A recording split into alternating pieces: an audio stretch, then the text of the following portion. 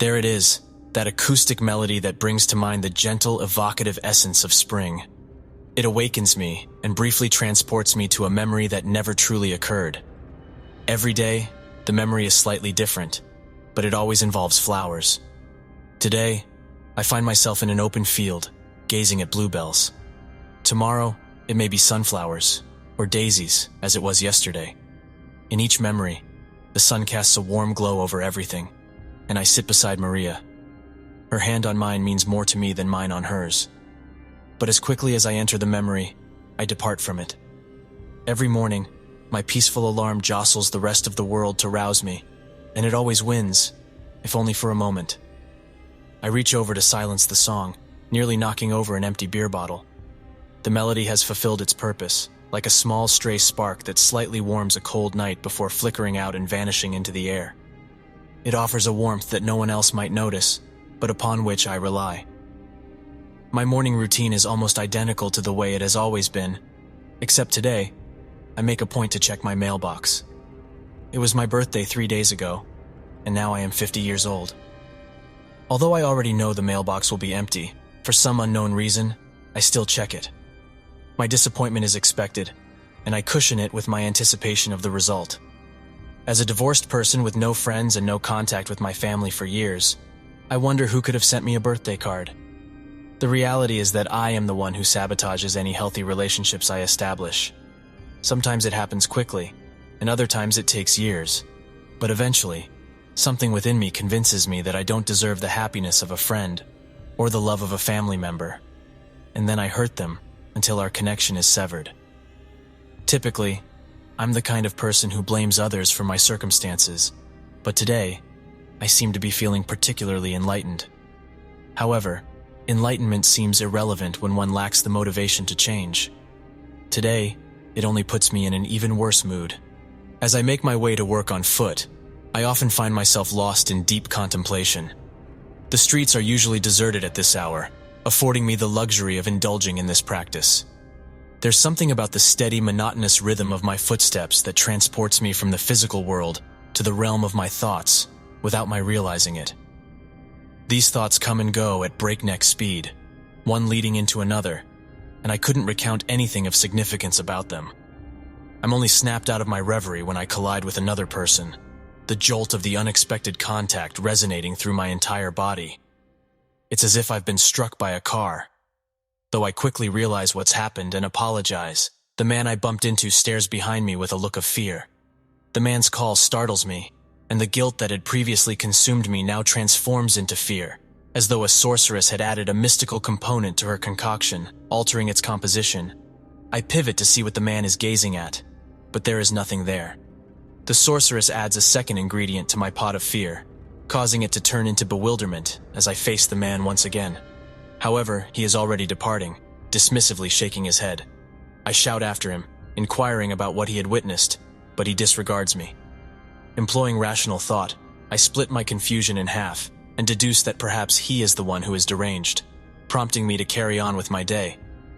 As I approach the office, I notice my colleague Sean standing on the curb smoking a cigarette and facing the road. He's waiting for me outside because my keycard stopped working several weeks ago, and our sluggish company has yet to send me a replacement. Despite my smile, it seems that he hasn't noticed my arrival. It's always frustrating when I find myself in these types of situations, because there's a chance that I might startle him by making my presence known. After considering my options, I decide that clearing my throat might be the safest approach. However, he still doesn't seem to hear me, and I'm left with no choice but to risk startling him by speaking up. "Sean." There's no response from Sean. He doesn't even blink. This reminds me of the man I bumped into earlier, who also ignored me. I step onto the road and position myself in Sean's line of sight, but his eyes don't focus on mine, and he doesn't acknowledge my presence. He glances at his watch and scans the pathway where I had just walked from, as if searching for me. He lets out a sigh, extinguishes his cigarette, and heads towards the office doors. I am left standing there, feeling stunned and bewildered. The realization dawns on me as I watch him enter the office without a backward glance, locking me out. It's an answer that only spawns more questions, but I am invisible and inaudible to everyone. The current situation is peculiar and unanticipated, leaving me in need of concrete proof to validate my suspicions. The time of day is during rush hour, with a high concentration of trucks on the main road passing through the town, which is where I choose to go. There is still enough daylight to see someone walking on the road and enough time to stop, so I step onto the road and wait. Death does not intimidate me, not since Maria told me to leave 2 decades ago, so I calmly await the truck's arrival. Several minutes pass until I spot a truck coming my way. I take a deep breath, steeling myself for the possibility that my life may come to an end at any moment. As it approaches, it should begin to slow down, yet it doesn't. It continues towards me recklessly. My heart sinks, and I embrace the inevitability of death, only to remember just in time to dive out of the way. The truck speeds off into the distance, leaving me on the ground, gasping for breath. Memories of last night flood my mind, reminiscing over old photos, tears flowing uncontrollably down my face, and the desperate feeling of having had enough. I recall swallowing a handful of pills and lying in bed, feeling the same way I did moments ago, unafraid of death. I remember dying. I am unsure why I have been bestowed, or perhaps burdened, depending on one's perspective, with additional time, but I am certain of my intentions for it. I am clear on what I must accomplish. That is why I find myself standing before a dwelling that has eluded me for 2 decades. The trees have grown taller, and the gardens have changed. A fresh retaining wall has been erected, and the home appears to have been far better cared for than when I last saw it. Yet, I am not here to observe the trees, nor am I present to compare myself to the man who succeeded me. My sole purpose is to see Maria. How is it that I still feel so apprehensive about encountering her, despite my invisibility? I do not ponder the laws of these spiritual physics when I am permitted to open the entrance and step inside. As I lay eyes on her once more, I am struck by her enduring beauty. Despite the time that has passed since I left her, she appears just as lovely as she did on the day we parted ways. She is awake, seated at a table that is unfamiliar to me, clutching her phone and weeping silently. It is clear that she knows what has happened to me, and in this moment, all I can think about is holding her close. I long to undo the past and bring her joy once again. As I watch, she summons the strength to rise from her seat and make her way over to the old record player that has been gathering dust on a table against the wall. Carefully, she places a record on the turntable and lowers the needle onto its surface. And then, there it is. That acoustic melody that speaks of spring and new beginnings. It is the very same song that we danced to on our wedding day, its soft, gentle guitar notes being the ones I chose to wake me up every morning once the option became available on my phone. I find myself wondering if I should touch her, if I have the right to touch her. When I accidentally bumped into a man on the street, he felt the physical impact. But what about the emotional impact of my touch?